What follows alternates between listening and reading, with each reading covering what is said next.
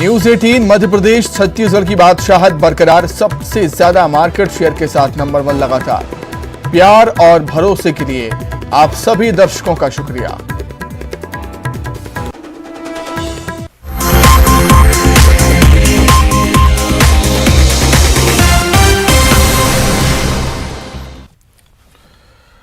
नमस्कार, बहुत स्वागत है आपका। मैं हूं आपके साथ सुमित शर्मा। बजट पर सीएम विभागवार चर्चा करेंगे। हर विभाग के मंत्रियों से सीएम बातचीत करने वाले हैं। 27 जनवरी को मंत्री उमेश पटेल से चर्चा होगी। सीएम भूपेश बघेल की 27 जनवरी को ही जयसिंह अग्रवाल से बातचीत करेंगे और अमरजीत भगत से भी 27 जनवरी को ही बात होगी। 28 जनवरी को अनिल भेड़िया, रुद्र कुमार से बातचीत करेंगे। 28 जनवरी को ही कवासी लखमा और प्रेमसाय सिंह टेकाम से बात करेंगे। शिव कुमार डहरिया से भी 28 जनवरी को ही बातचीत करेंगे सीएम भूपेश बघेल। 29 जनवरी को मंत्री मोहम्मद अकबर, रविंद्र चौबे, टीएस सिंहदेव, ताम्रध्वज साहू से बातचीत होगी सीएम भूपेश बघेल की। तो बजट को लेकर सीएम विभागवार मंत्रियों से चर्चा करने वाले हैं। यह सिलसिला शुरू होगा 27 जनवरी से 29 जनवरी तक ये सिलसिला खत्म होगा। 27 जनवरी को 3 मंत्रियों से बातचीत सीएम भूपेश बघेल की होनी है, उमेश पटेल, जयसिंह अग्रवाल, अमरजीत भगत। वहीं 28 जनवरी को अनिल भेड़िया, गुरु रुद्र कुमार, कवासी लखमा, डॉक्टर प्रेमसाय सिंह टेकाम, डॉक्टर शिव कुमार डहरिया से 28 जनवरी को बातचीत करेंगे सीएम।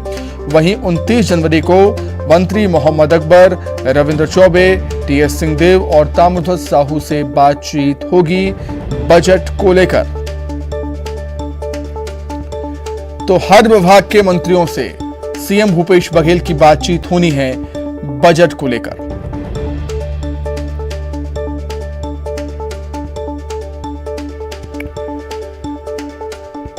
बजट सत्र की तैयारियां शुरू करती हुई यहां पर राज्य सरकार नजर आती है और इसका सिलसिला शुरू होगा मंत्रियों से बातचीत करके। विभागवार मंत्रियों से सीएम भूपेश बघेल की बातचीत होनी है बजट सत्र को लेकर।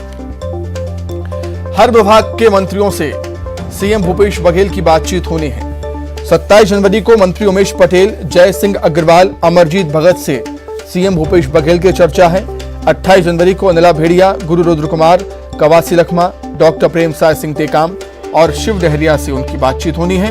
29 जनवरी की बात करें तो 29 जनवरी को मंत्री मोहम्मद अकबर, रविंद्र चौबे, मंत्री टीएस सिंहदेव और मंत्री ताम्रध्वज साहू से सीएम भूपेश बघेल की बातचीत होनी है। अधिक जानकारी के लिए हम बातचीत करेंगे छत्तीसगढ़ डिप्टी एडिटर अभिषेक शुक्ल हमारे साथ जुड़ गए हैं। अभिषेक, बजट सत्र से पहले औपचारिक चर्चा सीएम करते हैं और वैसा ही कुछ इस बार भी होने वाला है।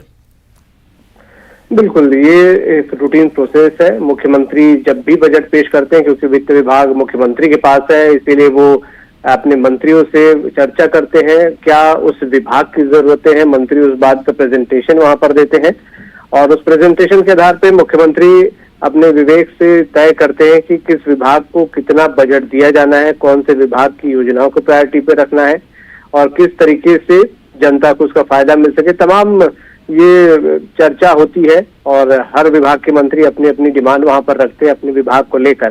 तो वही शेड्यूल अभी जारी हुआ है। 27 तारीख से ये शेड्यूल की शुरुआत हो रही है। सबसे पहले उमेश पटेल, जो कि उच्च शिक्षा, तकनीकी और जनशक्ति नियोजन डिपार्टमेंट के मंत्री हैं, उनसे शुरुआत होनी है और ये विभागवार लगातार चर्चा होगी, जो कि 29 तारीख तक होगी।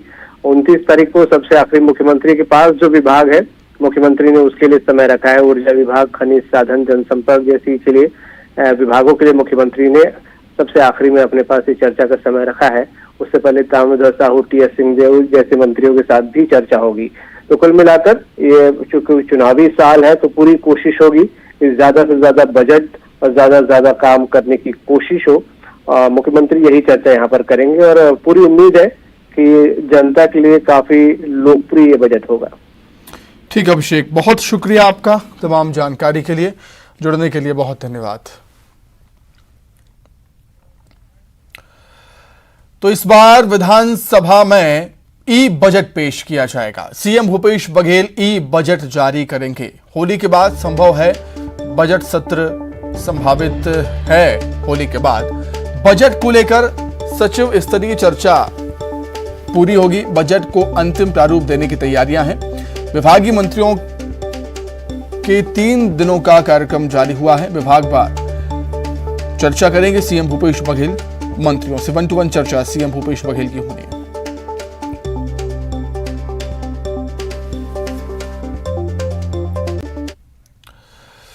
वहीं राजीव भवन में पीसीसी की बैठक खत्म हुई है। हाथ से हाथ जोड़ो के प्रभारी पूर्व केंद्रीय मंत्री अरुण यादव ने बैठक ली।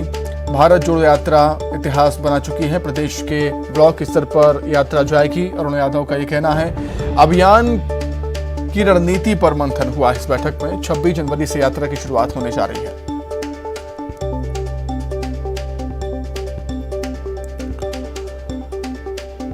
अधिक जानकारी के लिए हम बातचीत करेंगे संवाददाता ममता लांजीवार हमारे साथ जुड़ गई हैं फोन पर। ममता, हाथ से हाथ जोड़ो अभियान की शुरुआत कांग्रेस अब करने जा रही है। जाहिर सी बात है तैयारियों पर मंथन जरूरी। बिल्कुल, देखिए, हाथ से हाथ जोड़ो यात्रा 26 जनवरी से शुरू हो रही है और जिस तरह से भारत जोड़ो यात्रा राहुल गांधी ने शुरू की है उसी की तर्ज पर ये हाथ से हाथ जोड़ो यात्रा जो है वो शुरू करेगी। एआईसीसी ने पूरे देश भर में निर्देश जारी किए हैं और उसी के चलते आज यहाँ पर कांग्रेस भवन में बैठक हुई।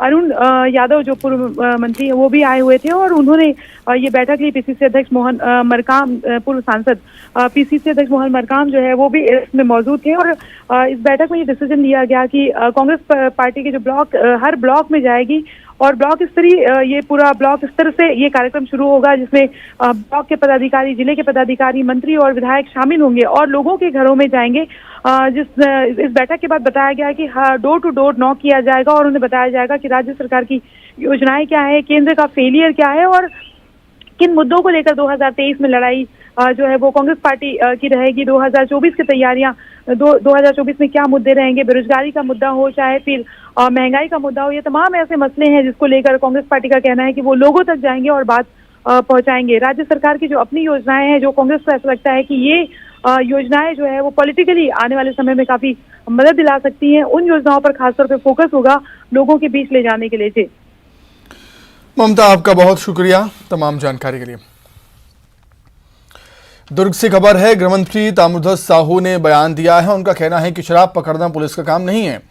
कहा है कि आबकारी विभाग को ये काम करना चाहिए। पुलिस विभाग का बचाव करते हुए नजर आए हैं गृह मंत्री ताम्रध्वज साहू। दुर्ग में 35 लाख की अवैध शराब पकड़े जाने पर उन्होंने बयान दिया।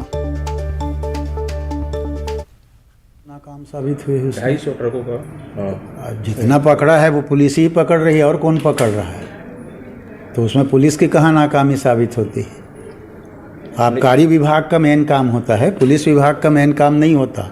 आबकारी विभाग को अब उस काम को देखना चाहिए। पुलिस विभाग तो 10 प्रकार के काम करती है, तो इसको भी पकड़ा तो पुलिस वाले नहीं है। एक ही ट्रक पकड़ाया था और उसे ठीक है, नहीं मैं समझ गया, एक ही पकड़ाया और आरोपी अब कह रहा है तो आबकारी को देखना चाहिए, मूल काम तो उनका है।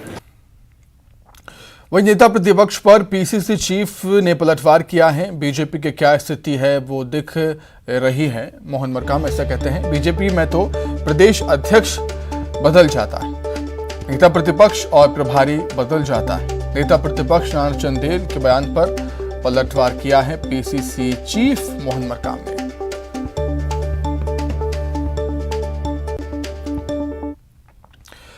वहीं रायपुर में भारत न्यूजीलैंड के बीच दूसरा वनडे मुकाबला खेला जाना है और छत्तीसगढ़ में पहली बार अंतर्राष्ट्रीय मुकाबला खेला जाएगा। अंतर्राष्ट्रीय क्रिकेट मुकाबला खेला जाएगा। भारत न्यूजीलैंड की टीम शाम को करीब 5 बजे रायपुर पहुंच जाएंगी।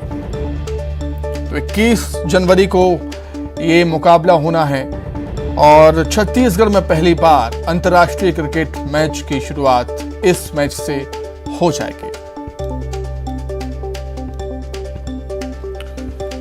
क्या कुछ तैयारियां हैं, लोग कितने उत्साहित हैं, वो हम जान लेते हैं। सीधे रायपुर का रुख करेंगे। युगल तिवारी हमारे साथ जुड़ गए हैं। युगल, अब से कुछ ही देर बाद दोनों ही टीमें एयरपोर्ट पहुंचेंगी और उसके बाद परसों का वो दिन, वो खास दिन जब छत्तीसगढ़ में अंतर्राष्ट्रीय क्रिकेट मैच की शुरुआत हो जाएगी। युगल,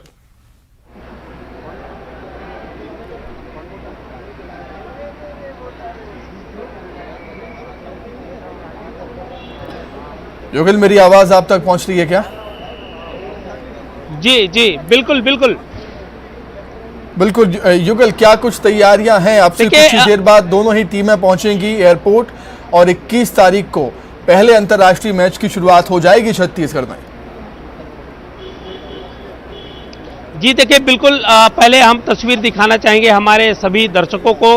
रायपुर एयरपोर्ट का यहाँ पर देख लीजिए किस तरह की तस्वीर है। और यहाँ पर 3 बसें हैं लगाई गई हैं जो भारत और न्यूजीलैंड के खिलाड़ियों को लेकर के यहाँ से रवाना होंगी और पूरी व्यापक जो है सुरक्षा व्यवस्था का इंतजाम यहाँ पर किया गया है। दूसरी ओर जो तस्वीर है देखिए, दर्शकों जो खेल प्रेमी है, खेल प्रशंसकों के जो फैन हैं वो यहाँ पर आए हुए हैं बड़ी संख्या में। एयरपोर्ट पर यहाँ पर काफ़ी तगड़ी सुरक्षा व्यवस्था के बीच यहाँ पर खिलाड़ी हैं वो यहाँ आएंगे।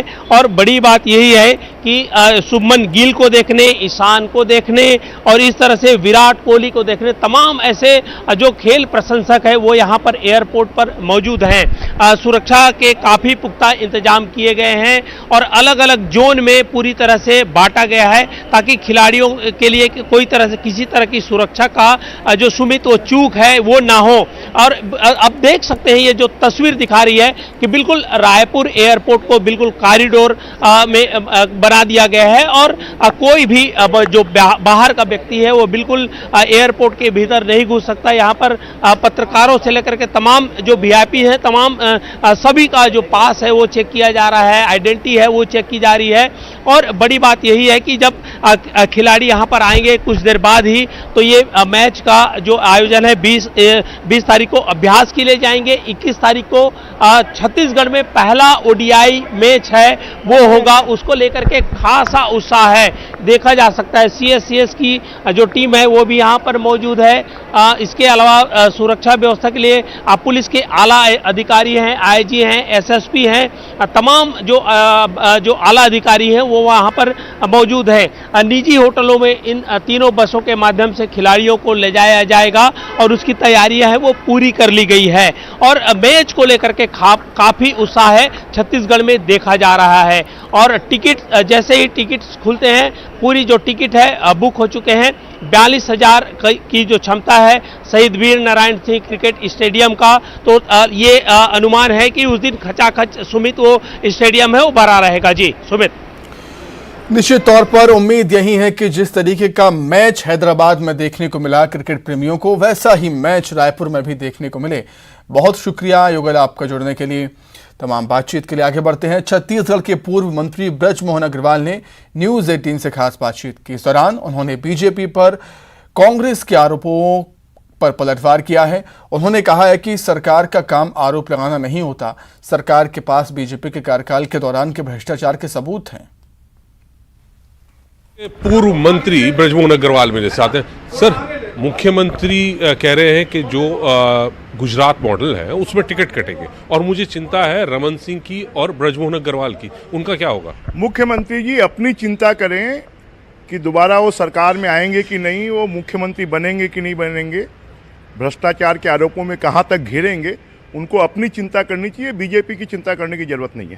सर, आप भ्रष्टाचारों की बात कर रहे हो तो उन्होंने एक पूरी फहरिस्त जारी कर दी। नान घोटाला, प्रियदर्शनी घोटाला, अगस्ता वेस्टलैंड घोटाला, उनका और भी बहुत लंबे रिकॉर्ड बन रहा है भाजपा का। सरकार में बैठे हुए लोगों को आरोप लगाने का अधिकार नहीं है, कार्रवाई करने का अधिकार है।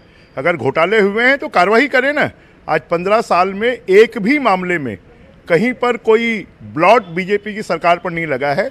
आज भूपेश बघेल की सरकार के तो आईएएस अधिकारी, आईपीएस अधिकारी जेल में जा रहे हैं।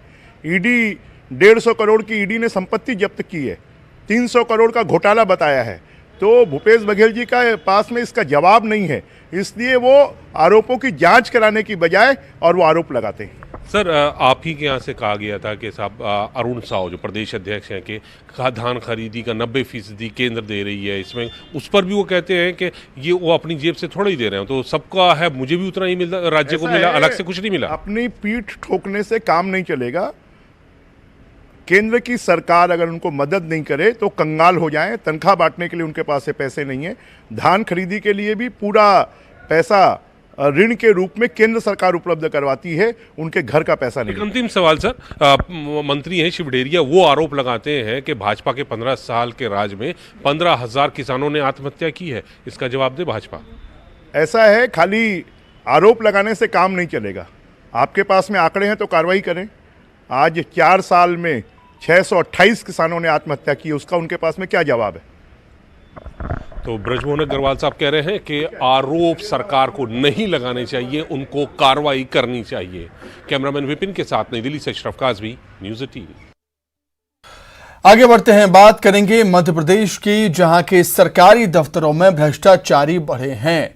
लोकायुक्त की सालाना रिपोर्ट में ये खुलासा हुआ है। सालाना रिपोर्ट जो आती है उसमें एक बड़ा खुलासा हुआ है। 26% बढ़े हैं प्रदेश में भ्रष्टाचार के मामले। एक साल के अंदर 279 सरकारी कर्मचारियों को ट्रैप किया गया।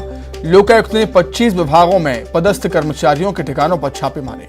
2021 में लोकायुक्त ने 252 भ्रष्टाचारियों को रिश्वत लेते पकड़ा था। 2021 की तुलना में 2022 में 12% ज्यादा दर्ज हुए हैं रिश्वत लेने के केसेस। मामले में patwari, clerk, doctor, engineer, director, naib tehsildar, ranger, CEO, SDO, revenue inspector के नाम शामिल हैं। पिछले 3 साल में राजस्व विभाग के 27% कर्मचारी रिश्वत लेते पकड़ाए। अधिक जानकारी के लिए हम बातचीत करेंगे। भोपाल संवाददाता मनोज राठौर हमारे साथ जुड़ गए हैं फोन पर। मनोज, ये तो शायद होना ही था, क्योंकि आए दिन हम देखते हैं रिश्वत लेने की खबरें सामने आती हैं। जी बिल्कुल सुमित, ये आंकड़ा मध्य प्रदेश के लिहाज से चौंकाने वाला है, क्योंकि मध्य प्रदेश में सरकार तमाम बड़े दावे करती है, जीरो टॉलरेंस नीति की बात करती है, लेकिन ये आंकड़े बताते हैं कि किस तरीके से मध्य प्रदेश में भ्रष्टाचार लगातार बढ़ता जा रहा है और सरकारी दफ्तर जो है वो भ्रष्टाचार के अड्डे बनते जा रहे हैं। मध्य प्रदेश में करीब 26% भ्रष्टाचार के मामले बढ़े हैं। ये चौंकाने वाला आंकड़ा है और ये मंथन करने वाला भी आंकड़ा है कि आखिरकार चाहे वो स्वास्थ्य विभाग हो, राजस्व विभाग हो या पुलिस का डिपार्टमेंट हो, तमाम जो सरकारी विभाग है वहां पे लगातार डायरेक्टर से लेके इंजीनियर से लेके doctor, patwari, inspector, SDO, CO, ranger, revenue inspector, ये महत्वपूर्ण पद हैं जो कि जनता का सीधे तौर पे काम करे हैं। तो यहाँ पे भ्रष्टाचार लगातार बढ़ता जा रहा है, यानी बिना रिश्वत के कोई भी काम जनता का नहीं हो रहा है। ये आंकड़ा